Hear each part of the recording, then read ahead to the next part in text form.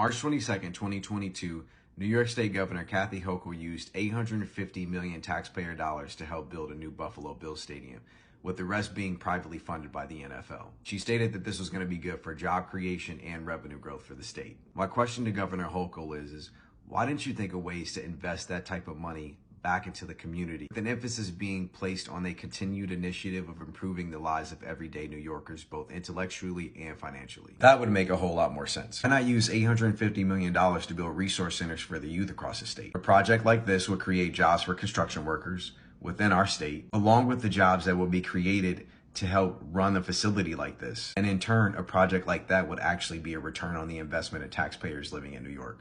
But projects like this are considered socialism, whereas using taxpayer money to help build a new football stadium is seen as the amazing workings of capitalism. New Yorkers across the state collectively paid 61% of the cost to help build the new Buffalo Bills stadium, while private investors cover the rest. Private investors don't invest money just to break even. They invest to make profit. So New Yorkers put up the 61%, private investors funded the rest.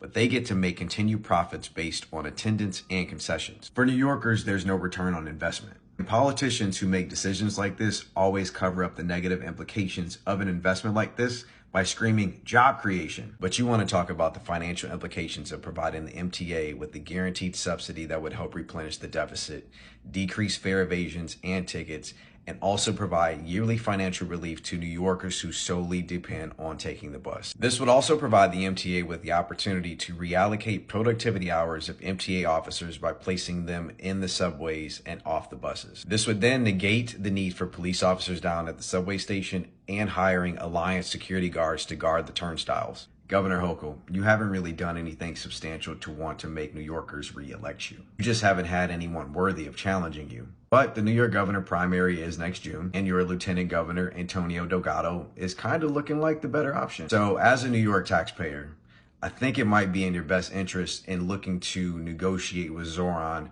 on his income tax policies rather than rejecting them.